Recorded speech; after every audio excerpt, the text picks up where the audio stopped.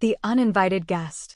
I never really believed in ghosts, or the supernatural for that matter, but after what happened a few months ago, I've started to wonder if maybe there's something out there. This is the story of my encounter with something that shouldn't exist. It all started last October.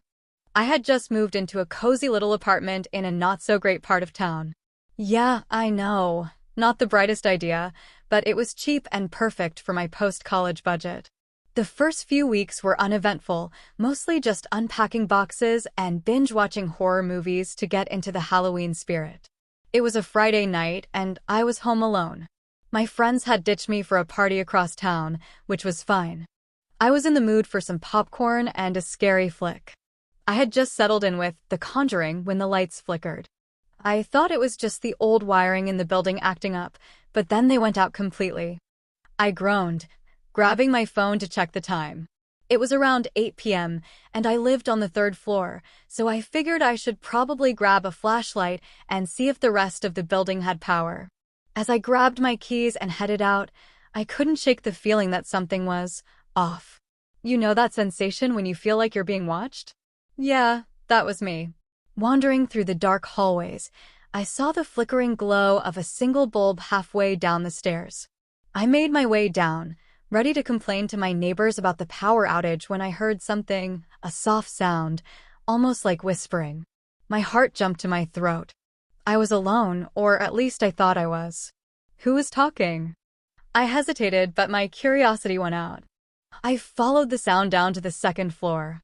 The hallway was dim, but I could make out the door to the apartment directly across from the stairs. The whispers grew louder, urgent, frantic. It was as if someone was asking for help. I knocked softly, my knuckles barely making contact with the wood. The whispering stopped instantly. I stood there for a moment, deciding whether to knock again or just walk away. But before I could do anything, I heard the door creak open just a crack. "Who's there?" a voice asked, shaky and almost breathless. "I'm just your neighbor from upstairs." I heard some noise. "Are you okay?" I tried my best to sound calm. The door opened a bit wider, revealing a woman with wild, disheveled hair and sunken eyes. She looked almost unhinged. "You shouldn't be here," she whispered urgently, glancing over her shoulder. "It's not safe." My instincts told me to back away, but something compelled me to stay. I gestured toward my apartment and said, "I'm just checking on you. Do you need help?" She shook her head violently, her eyes darting like she was looking for something. "You don't understand. They're coming for me," she said in a voice barely above a whisper. "Who's coming for you?" I pressed, my curiosity getting the better of me. Suddenly, she looked straight into my eyes, and I felt an icy chill run down my spine. "The ones from the past," she said, her voice trembling. "They see me, they see us."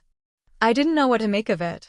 I wanted to believe she was just having a rough time, maybe a mental breakdown, but there was something about her words that struck a chord. Before I could respond, another voice called out from behind her, a deep, raspy voice that I couldn't quite understand. "You can't hide forever," it echoed through the door. The woman's eyes widened in sheer terror, and without another word, she slammed the door shut. Not knowing what to do, I turned to leave, but I couldn't shake that feeling, like I had stepped into something I wasn't supposed to be a part of. I walked up to my apartment, the hair on the back of my neck standing up with every step. The power was still out when I got back, but I couldn't stop thinking about her. Who was she? What did she mean by the ones from the past? I just kept replaying our conversation in my mind, unable to shake the unease. That night I lay in bed, staring at the ceiling, listening to the wind howl outside. Just as I started to drift off, I heard it again, the whispering. It was faint, but it sounded like it was coming from my window. I bolted upright and looked outside, but all I could see were the dark silhouettes of trees. The next morning, I decided I needed to know more about the woman. I knocked on her door, but there was no answer. I peeked through the peephole, empty. A strange urge to investigate took over. I checked with the landlord, and he seemed annoyed I wasn't aware of the history of the building. "This place used to be a halfway house years ago," he told me casually. "A lot of troubled folks came in and out. There was a woman, Lost her mind, I think. Left some bad energy here. Something about that sent a shiver down my spine. I spent the rest of the week feeling paranoid, like someone or something was watching me. The little things shifted, little noises in the apartment, shadows that felt like they were moving just out of sight. I don't know if it was my mind playing tricks on me or if it was the aftermath of my conversation with that woman, but it was relentless. Finally, I decided to confront the weirdness and went looking for her again.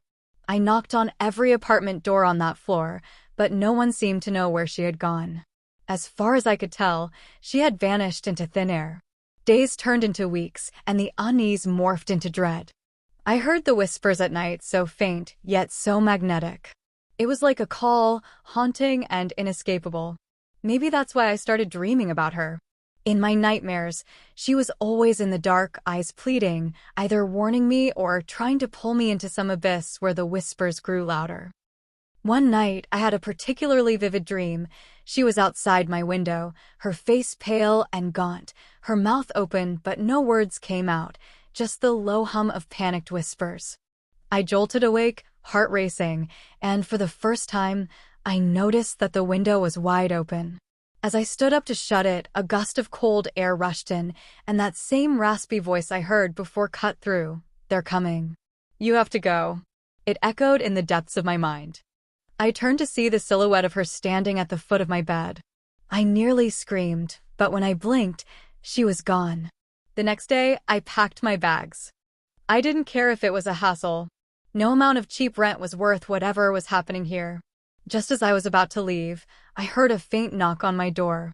My heart sank as I approached slowly, half expecting to see her again. But it was the landlord. "You can't leave. You have to understand, you're part of this now." His words confused me. "What do you mean?" I asked. "The whispers, they like you. Once you hear them, you can't unhear them." The woman, he trailed off, looking nervous. "That's it. I'm out of here." I pushed past him, leaving the door wide open. But as I exited the building, I felt eyes on me, a cold, suffocating presence. Somehow, deep down, I knew I'd never be free of those whispers. They would follow me, and maybe, just maybe, I'd end up like her, forever lost in the darkness. I moved out that very day, but I still hear the whispers sometimes at night in the shadows. And no matter where I go, I can still feel her presence, as if she's waiting for me to return, to embrace the darkness once more. And that's my story. So, while I can't say for sure what happened there, I can tell you this: sometimes it's better to heed the whispers and stay away from things that should remain undisturbed. You never know what might be waiting for you in the dark.